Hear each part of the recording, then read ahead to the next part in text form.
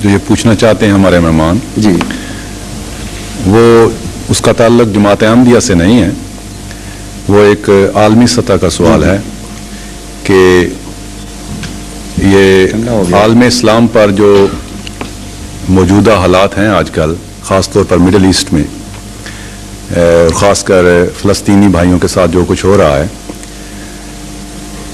یہ آپ کی نظر میں ایک خدائی عذاب ہے یا ایک دنیاوی گندی سیاست کا نتیجہ ہے؟ آپ کا اس کے متعلق آپ کی نظریات کیا ہیں؟ خدائی عذاب کیا ہوتا ہے یہ اگر سمجھ جائیں تو یہ سوال خود بخود کھول جاتا ہے. خدائی عذاب سے مراد یہ ضروری نہیں ہوتا کہ اللہ تعالیٰ زبردستی کسی کو جہنم میں جھونکے، بلکہ جو لوگ عرفان رکھتے ہیں قرآن کریم کا ان کو پتہ ہے کہ ہر عذاب انسان کا اپنا پیدا کردہ ہوتا ہے. جہنم بھی انسان کی اپنے پیدا کردہ ہوگی. اللہ تعالیٰ بار بار قرآن کریم میں فرما چکا ہے کہ میں ظالم نہیں ہوں، جو کچھ تم سزا پاؤ گے تمہارے اپنے کی ہوئی سزا ہوگی، اپنی بنائی ہوئی جہنم ہے. تو اس بنیادی فلسفے کی روشنی میں ہر عذاب کا مسئلہ حل ہو جاتا ہے. عذاب ہے یا غیر عذاب، جو بھی انسان مصیبت میں پڑتا ہے، اپنے آپ کو ایک جہنم میں جھونکتا ہے، اپنے کیے کا پھل پا رہا ہے. ابتلا کا جو مضمون ہے وہ انبیاء کے ساتھ تعلق رکھتا ہے، وہ بالکل اور مضمون ہے، وہ عذاب نہیں ہے. ابتلا کے متعلق قرآن فرماتا ہے کہ خدا کی طرف سے آزمائش پڑا کرتی ہے، اس میں سچے پورے اترتے ہیں اور جھوٹے پیچھے رہ جاتے ہیں. اس کو ان حالات کے ساتھ آپ مشتبہ نہ کریں، وہ بالکل اور مضمون ہے. بات یہ ہے کہ جب بھی خدا تعالیٰ کی طرف سے واضح تعلیم آ جائے اور اس تعلیم کو عمل میں ڈھال کر خدا کا ایک بندہ سنت میں تبدیل کر دے، یعنی صرف تعلیم نہ رہے، عمل کا بھی ایک کوڈ تیار ہو جائے، عملی زندگی کا سنت بن جائے، پھر اس پر نصیحتیں، تفصیل، حکمت بیان ہو جائے. جو بھی ان فیصلوں سے پیچھے ہٹے گا، جو بھی ان پر عمل چھوڑے گا، اس کو لازماً سزا ملے گی. اور جس حد تک کوئی ان سے روگردانی کرے گا اس حد تک وہ خود بخود اپنے لیے وہ سزا تجویز کر رہا ہوگا، بنا رہا ہوگا. تو اگر مسلمان تکلیف میں ہیں تو لازماً انہوں نے اسلام کی بنیادوں سے روگردانی کی ہے، اسلام کے بعض احکام کو پس پشت پھینکا ہے، اور تعلیم کو نیشنلزم کے ساتھ، اسلامی تعلیم کو اپنے نیشنلزم کے ساتھ کنفیوز کیا ہے کہیں. اور اگر وہ صالح رہتے، اگر وہ اسلام کی بنیادوں پر قائم رہتے تو ممکن نہیں تھا کہ یہ عذاب جس میں وہ مبتلا ہیں یہ ان کو دیا جاتا. جو لوگ صالح ہوتے ہیں قرآن کریم نے ان کے متعلق ایک دو ٹوک فیصلہ فرمایا ہے. وہ یہ ہے کہ وہ تھوڑے بھی ہوں تو اکثر پہ غالب آتے ہیں.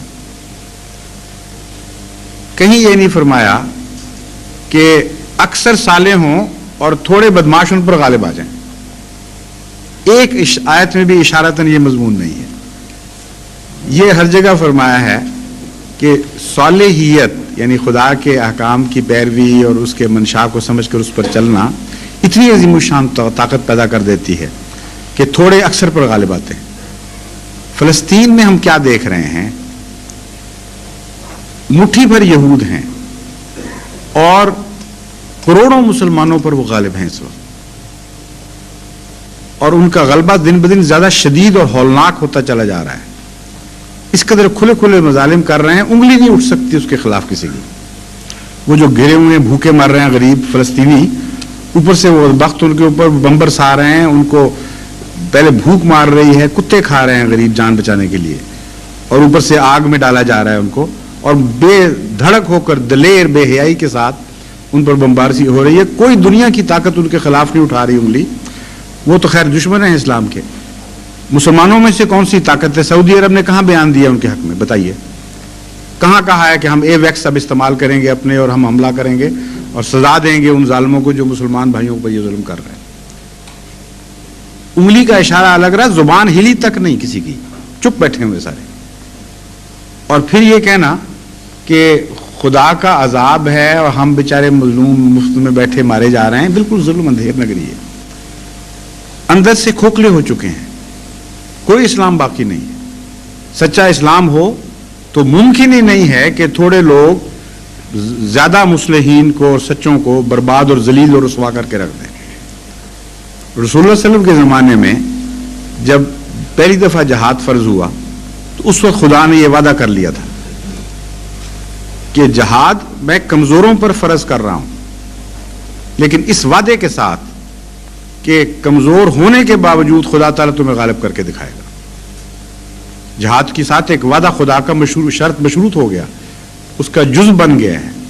فرمایا اذن للذین یقاتلون بانہم ظلموا وان اللہ علی نصرہم لقدیر.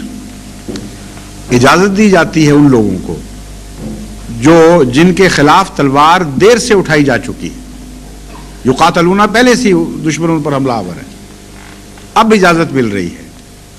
بانہم ظلموا، مظلوم ہیں، ان کے اندر اتنی کمزوری ہے کہ ہر ظالم آدمی اٹھ کر دلیر ہو کر ان پہ حملہ کرتا ہے. ان کے اندر طاقت ہوتی تو مجال تھی کسی کے ان کے خلاف اٹھتا. اس قدر کمزوری کی حالت ہے. ساتھ ہی فرما دیا ان اللہ علی نصرہم لقدیر، اجازت دینے والا پھر اس بات پر قادر بھی ہے کہ انہیں غالب کر کے دکھائے، اور وعدہ کرتا ہے کہ غالب کرے گا. یہ ہے خدا تعالی کی تقدیر جو قرآن نے کھول لی ہے ہم پر. کوئی تقدیر جو اس تقدیر کے مخالف چلتی ہوئی نظر آئے گی وہ جھوٹی تقدیر ہے، اس کا قرآن سے کوئی تعلق نہیں. اس لیے اگر یہ جہاد ہو سچا اور جہاد کرنے والے جہاد کی شرائط پوری کر کے جہاد لڑ رہے ہوں تو ممکن نہیں ہے کہ خدا اس وعدے کو بھول جائے جو حضرت محمد مصطفیٰ صلی اللہ علیہ وسلم کی زبان پر جاری کروایا. خدا سچا اور دنیا میں سب سے سچا حضرت محمد مصطفیٰ صلی اللہ علیہ وسلم، اس سے پکا وعدہ اور کیا ہو سکتا ہے. ان اللہ علی نصرہم لقدیر. ہم اجازت ہی نہیں دیتے بلکہ کمزوروں کو حوصلہ دلاتے ہیں، ہم پیچھے کھڑے ہیں تمہاری، بالکل پرواہ نہ کرو. اور ان کو لڑوا کر جب لڑوائے مروا دے. وہ اسلام کا خدا ہے نعوذ باللہ من ذالک جو یہ کام کروا رہا ہے. اس لیے اپنا آپ دیکھیں، اپنا تجزیہ کریں. اگر یہ وعدہ حق میں پورا نہیں ہو رہا تو لازماً اندر کمزوریاں اور نقائص ہیں. ان معنوں میں یہ عذاب الہی ہے کہ آپ نے خود روگردانی کر کے اللہ کی رحمت سے محرومی اختیار کر لی ہے اور دیکھ نہیں رہے کہ کیا ہو رہا ہے. پھر خدا تعالیٰ نے فرمایا تھا کہ رابطو، دشمن کی سرحدوں پر گھوڑے باندھو، ان کی چلاکیوں سے باخبر رہو، اپنا حفاظت کا انتظام اس طرح نہ کرو کہ گھر بیٹھے رہو جب دشمن حملہ کرے تب پتہ چلے. رابطو کا مطلب ہے ہمیشہ سرحدوں پر رہو، نگران اور حفاظت کرنے والے، تاکہ پہلی لائن ڈیفنس پر حملہ ہو اس وقت تم لوگ خبردار ہو جاؤ. یہاں یہ حال ہے کہ مکے اور مدینے میں دشمن گھس گیا ہے، ابھی تک عالم اسلام کو خبر ہی نہیں کہ کیا ہو رہا ہے ہمارے ساتھ. یہ امر واقعہ ہے اور اتنا ہولناک واقعہ ہے کہ مسلمانوں کو اگر اسلام سے سچا پیار ہو تو ان کی راتوں میں نیند حرام ہو جانی چاہیے اس بات کے اوپر. ساری دنیا میں سعودی عرب کا نفوذ اس عالم اسلام پر ٹھونسنے کی ایک نہایت خوفناک سازش ہے جو کھل رہی ہے، دن بدن زیادہ ہو رہی ہے. پاکستان کلیتاً مٹھی میں آ چکا ہے سعودی عرب کے. ملیشیا، انڈونیشیا، افریقہ کے ممالک، ہر جگہ سعودی عرب پیسہ دے کر اسلام امریکن طرز پر ایڈز دے دے کے اب ان کو قابو کر رہے ہیں. اور کون مسلمان نہیں جانتا کہ سعودی عرب 100% امریکہ کی غلامی میں ہے. تمام دنیا میں کوئی ایک حکومت ایسی نہیں جو سعودی عرب سے بڑھ کر امریکہ کی یسر غلام ہو اور 100% ان کی مٹھی میں ہو. اور کون مسلمان یا کون دنیا کا آدمی نہیں جانتا کہ امریکہ خود اس وقت جوز کی مٹھی میں یوں بند ہے کہ ہل نہیں سکتا.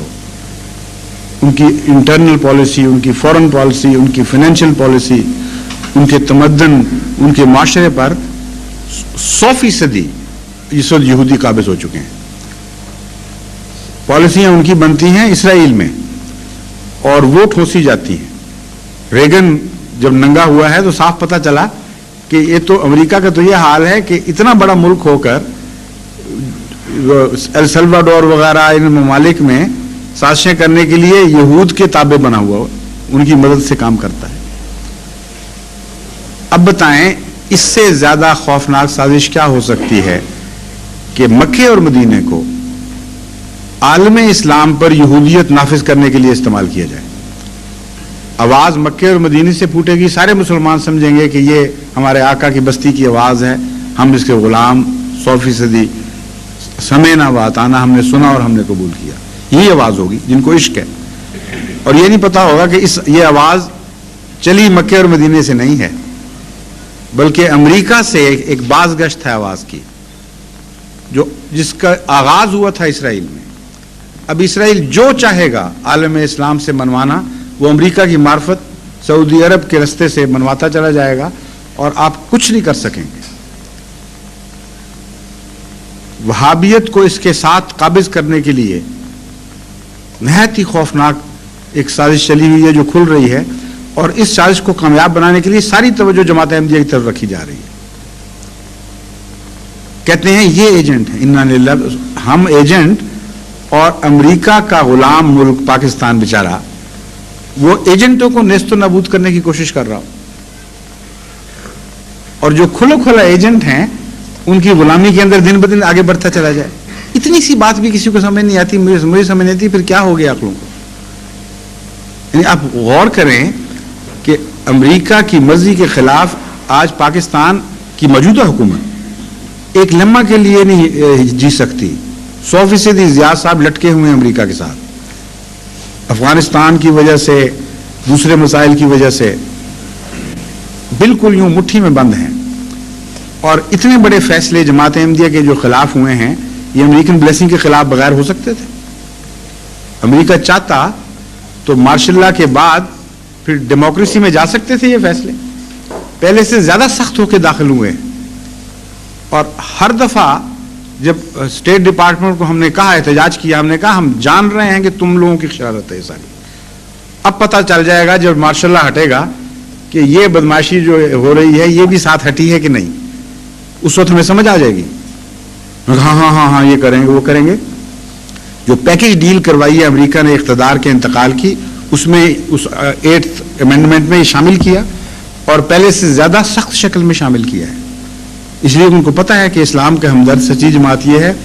ان کی طرف توجہ رہے گی تو سعودی عرب کی سازشوں کی طرف توجہ نہیں رہے گی. ان کو ہیرو بنا کر پیش کرنا امریکہ کے مفاد میں ہے، اور عالم اسلام پر اس کا نفوذ ضروری سمجھا گیا ہے. اس وقت یہی ہو رہا ہے.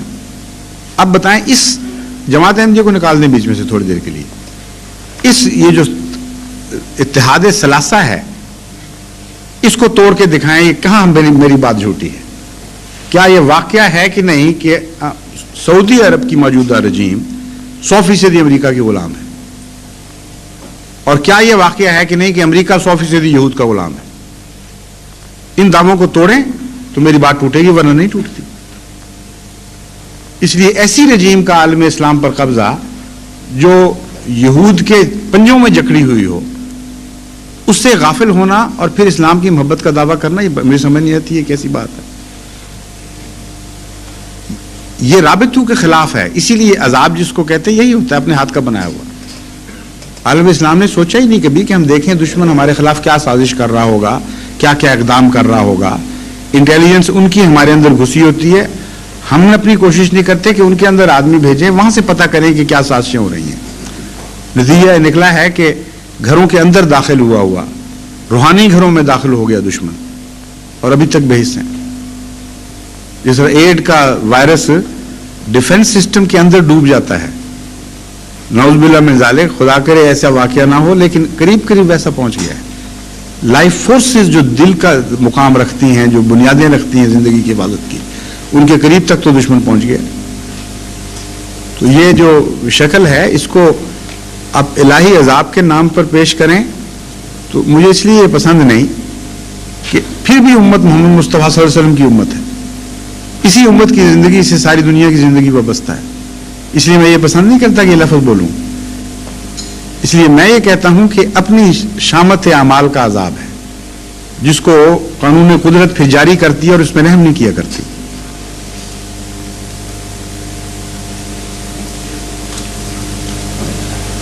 اور کوئی دوست؟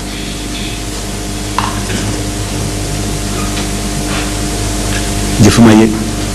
کوئی ادھر سے کوئی دوست نہیں؟ یہ رشید صاحب پہلے نہیں، آپ تشریف آئیے.